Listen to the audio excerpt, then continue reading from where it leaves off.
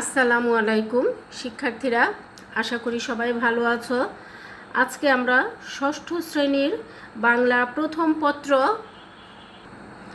আনন্দ পাঠ বই থেকে মারমা রূপকথা গল্পের নাম হচ্ছে হলুদ টিয়া সাদা টিয়া। এই গল্পটি পড়ব। যেহেতু এটা ভিনদেশি মারমা রূপকথা, কাজেই এর ভাষা ভিন্ন ছিল। বাংলায় রূপ দিয়েছেন মাউচিং।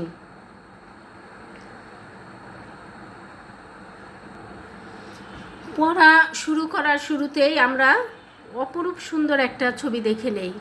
দেখো ছবিটা কত সুন্দর। এখানে একটা মেয়ে, গাছে পাখি, উড়ছে পাখি। এবার আমরা গল্পটি পড়ব। অনেক দিন আগের কথা, এক গ্রামে এক জুম চাষি দম্পতি ছিল। জুম চাষি মানে যারা পাহাড়ের গায়ে পাহাড় গর্ত করে চাষাবাদ করে, তারা হচ্ছে জুম চাষি। দম্পতি অর্থ হচ্ছে হাজব্যান্ড এবং ওয়াইফ, দুইজন ছিল। তাদের একটি মেয়ে ছিল। খুবই সুখে দিন কাটছিল তাদের। প্রতিদিন অতি প্রত্যুষে ঘুম থেকে উঠে ওই দম্পতি রান্না বান্না সেরে খেয়ে জুম চাষের কাজে বেরিয়ে পড়তো। বলছে প্রত্যুষে মানেই ভোরবেলা, সকালবেলায় দম্পতি দুইজন উঠে রান্নাবান্নার কাজ করে তারপর খেয়ে দিয়ে ওই জুম চাষের কাজে বেরিয়ে পড়তো। পাহাড়ের গায়ে গর্ত করে যে চাষ করা হয় সেটা হচ্ছে জুম চাষ। মেয়েটিকে ঘরে রেখে যেত। সে ঘর পাহারা দিত আর ঘরের খুঁটিনাটি কাজ করত। বলছে ঘর পাহারা দিত আর টুকিটাকি যা কাজ থাকতো সেগুলো করত। সন্ধ্যায় মা বাবা ফিরে আসতো, আবার রাতের রান্না সেরে খেয়ে ঘুমিয়ে পড়তো। এভাবে তাদের দিন অতিবাহিত হতে লাগলো। অতিবাহিত মানে চলতে লাগলো। একদিন তারা মেয়েকে ধান শুকাতে বলে গেল। একদিন জুম চাষ করতে চলে গেল, মেয়েকে বলে গেল ধান শুকানোর জন্য, রোদে ধান শুকাতে। মা বাবা বেরিয়ে যাবার পর তাদের নির্দেশ মতো উঠানে ধান শুকাতে দিল। পাশে বসে সে পাহারা দিতে লাগলো যাতে কোনো পশু পাখি খেতে না পারে। প্রায় ধান শুকিয়ে এসেছে, তুলতে যাবে, মানে ধানগুলো প্রায় অনেকটাই শুকিয়ে গেছে, আবার তুলতে হয়, তো তুলতে যাবে এমন সময় হঠাৎ কোত্থেকে এক ঝাঁক সাদা টিয়া আর হলুদ টিয়া এসে ধানের ওপর বসলো। বলছে তুলতে যাবে, শুকিয়ে গেছে প্রায়টাই, এমন সময় এক ঝাঁক সাদা টিয়া এবং হলুদ টিয়া পাখি ধানের উপর এসে বসলো। এমন একটা দুটো করে এক নিমেষে সব ধান খেয়ে শেষ করে ফেললো। বলছে একটা দুটো করে এক ঝাঁক আসছে না, বলছে একটু একটু করে নিমিষে, এক নিমিষে মানে মুহূর্তের মধ্যেই সব ধান খেয়ে ফেললো। মেয়েটি তাদেরকে অনেক নিষেধ করলো। বলল, লক্ষ্মী টিয়ারা, তোমরা ধান খেও না। বাবা মা ফিরে এসে ধান না দেখলে আমাকে মেরে ফেলবে। টিয়ারা বলল, আমরা একটু খাবো, মা বাবা বকলে মারলে আমাদের কাছে চলে এসো। টিয়া পাখিরা তো শুনলই না, বরঞ্চ তাকে বলল, তোমার বাবা মা যদি তোমাকে বকা দেয়, মারে, তাহলে আমাদের কাছে চলে এসো। সন্ধ্যায় মা বাবা ফিরে এসে ধান না দেখে মেয়েকে ভীষণ বকুনি দিল।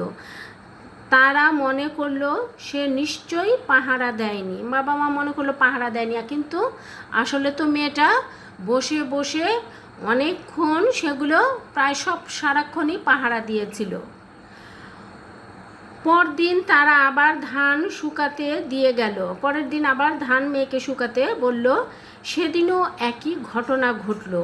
সেদিন মা বাবা মেয়েকে অলস ভেবে ভীষণ মারধর করলো। সেদিন ভাবলো যে সেদিনও সে পাহারা দেয়নি, সেদিন মারলো। দ্বিতীয় দিন মেয়েকে সাবধান করে বলল, আবার যদি টিয়াদের ধান খাওয়াস তাহলে তোকে মেরে তাড়িয়ে দেব। তারপর দিনও ধান শুকাতে দিয়ে গেল। মেয়েটি শত চেষ্টা করেও টিয়াদের বারণ করে ধান রাখতে পারল না। সে বসে কাঁদতে লাগলো। মা বাবা ফিরে এসে বুঝতে পারলো একই ঘটনা। এতে আর কোনো ভুল নেই, যেই কথা সেই কাজ, মেয়েকে তাড়িয়ে দিল।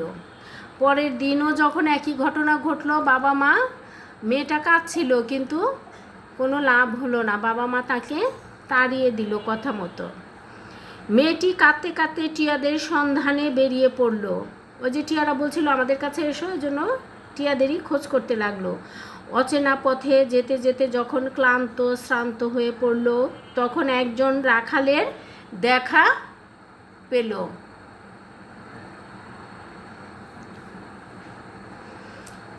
মেয়েটি কাঁদতে কাঁদতে টিয়াদের সন্ধানে বেরিয়ে পড়ল। অচেনা পথে যেতে যেতে যখন ক্লান্ত শ্রান্ত হয়ে পড়ল, তখন একজন রাখালের দেখা পেল। মেয়েটি রাখালকে জিজ্ঞেস করলো, রাখাল ভাই, তুমি কি সাদা টিয়া হলুদ টিয়ার দেশের সন্ধান দিতে পারো?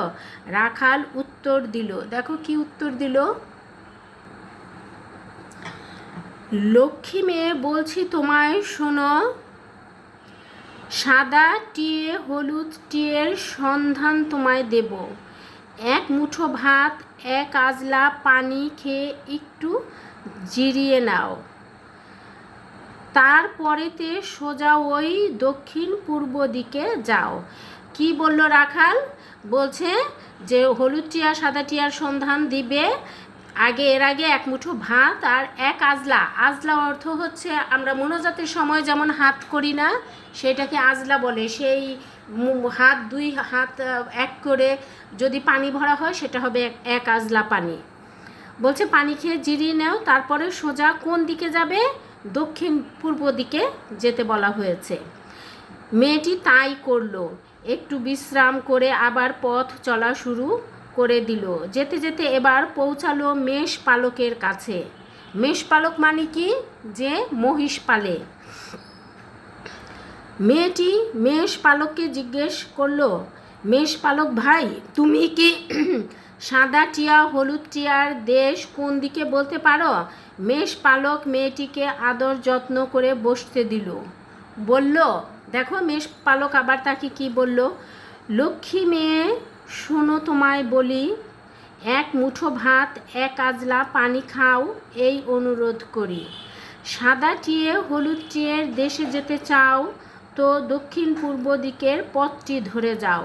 সে ওই যে রাখালও কিন্তু দক্ষিণ পূর্ব দিকে যেতে বলছিল, আবার মেষ পালক কিন্তু দক্ষিণ পূর্ব দিকেই যেতে বলেছে।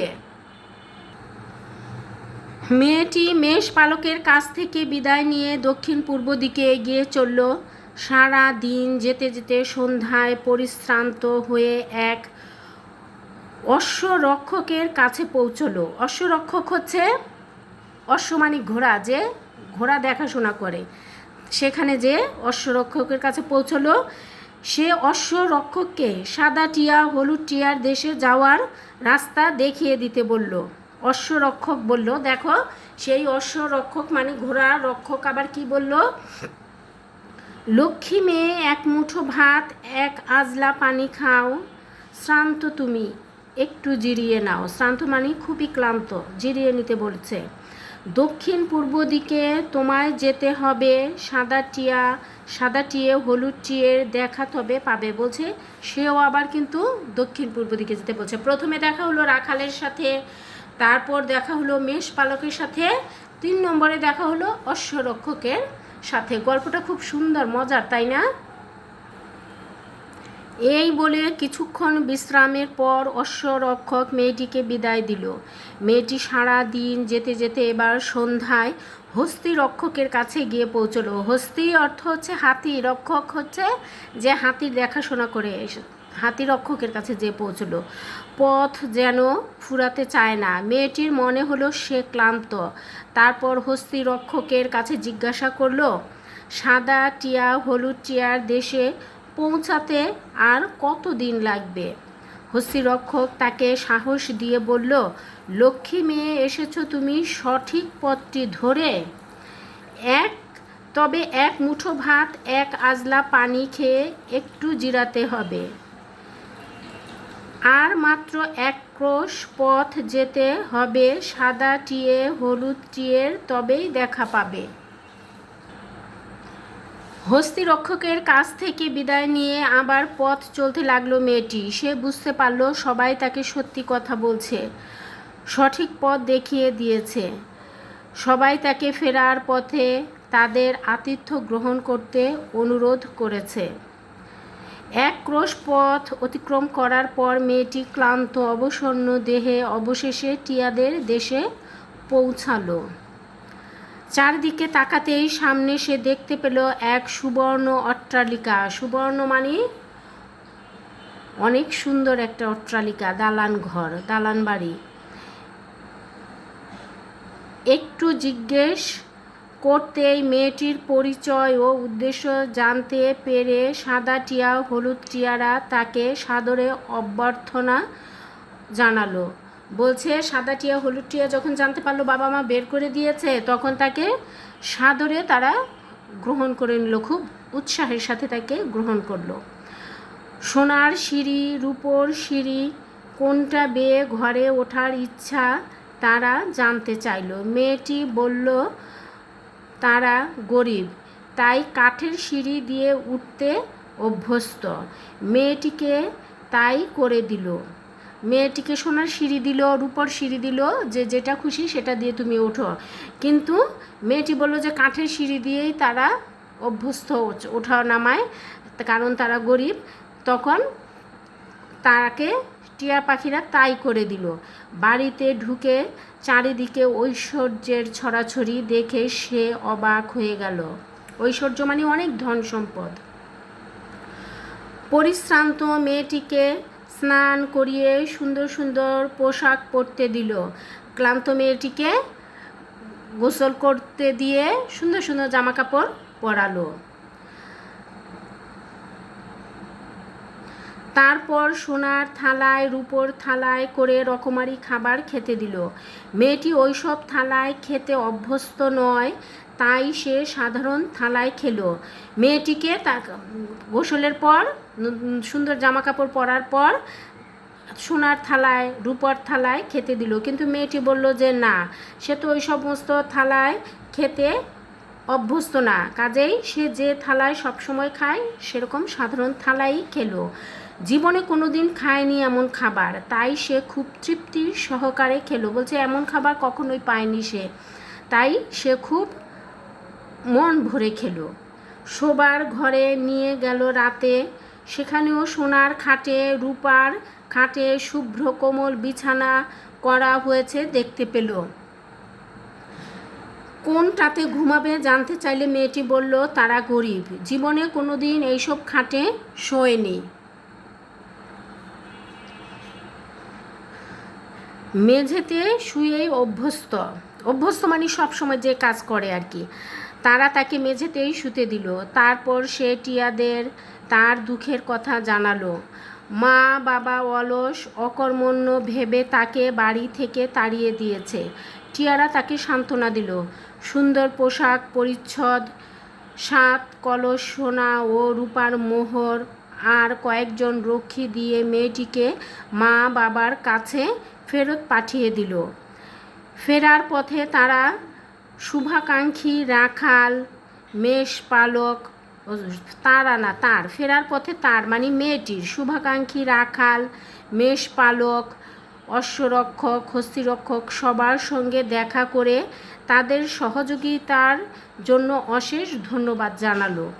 তারাও মেয়েটির ব্যবহারে মুগ্ধ হয়ে প্রাণ ভরে আশীর্বাদ করল। আশীর্বাদ মানে দোয়া। অবশেষে মেয়েটি নিজের বাড়িতে এসে পৌঁছালো।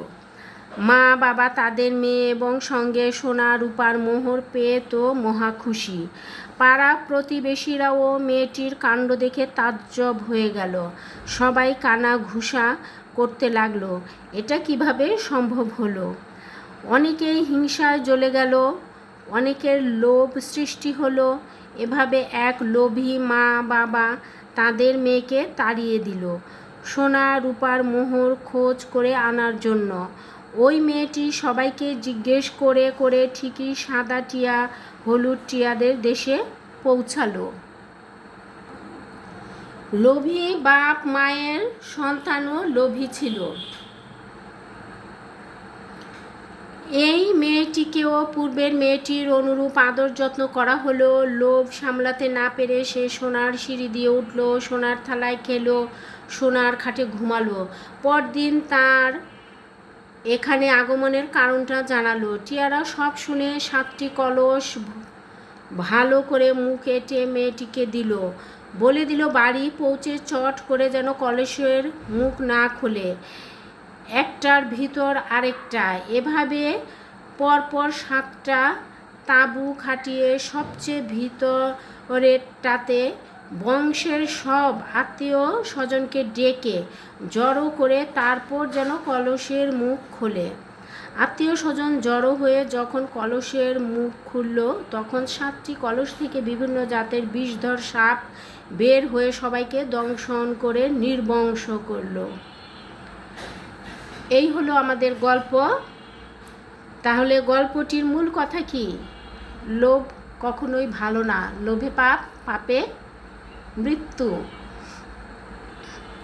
প্রথমজন যে, এটা তো সত্যি ছিল, বাবা মা রাগ করে বের করে দিয়েছিল। আবার মেয়েটাও খুব ভালো ছিল, লক্ষ্মী ছিল, তাই না?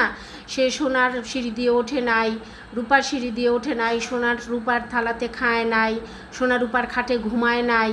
সে ভালো ছিল, তার বাবা মাও ভালো ছিল, যেদের বসে তাকে বের করে দিয়েছিল। কিন্তু পরবর্তীতে যে মেয়েটিকে এরা তো লোভের বশে করেছিল, মেয়েটিও লোভী ছিল, যার কারণে তাদের একেবারে বংশসহ নির্বংশ হয়ে গেল।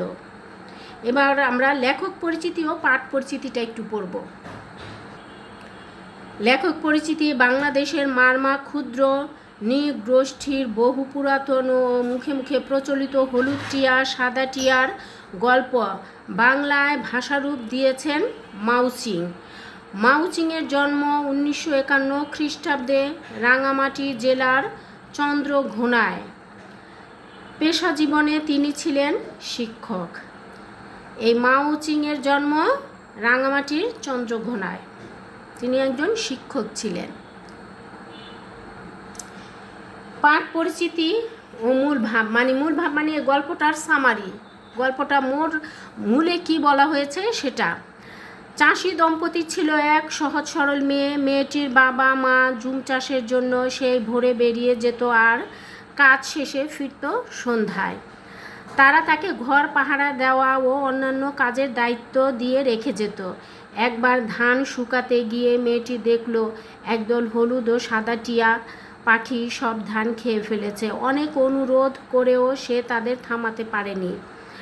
তারপর কয়েকদিন একই ঘটনা ঘটায় বাবা মা রেগে গিয়ে মেয়েটিকে তাড়িয়ে দিল। সে তখন খোঁজ খবর নিয়ে টিয়াদের রাজ্যে পৌঁছালে সম্পদশালী টিয়া পাখিরা তাকে অনেক আদর যত্ন করল। কিন্তু মেয়েটি লোভ না করে সাদা সিধে জিনিস বেছে নিল। টিয়া পাখিরা খুশি হয়ে তাকে 7 কলস সোনার ও রূপার মোহর দিয়ে তার বাবা মায়ের কাছে পাঠানোর ব্যবস্থা করলো। বাবা মাও ভীষণ খুশি হলো। এই খবর গ্রামে ছড়িয়ে পড়ায় কেউ খুব অবাক হলো, কেউ বা হিংসে করতে শুরু করলো, কারো আবার ভীষণ লোভ হলো। এরকমই এক লোভী পরিবার তাদের মেয়েকে তাড়িয়ে দিল সোনা রূপা পাওয়ার লোভে। সেই টিয়া পাখিদের রাজ্যে পৌঁছে লোভ সামলাতে পারল না। বলছে, ওই মেয়েটার কথা বলছে।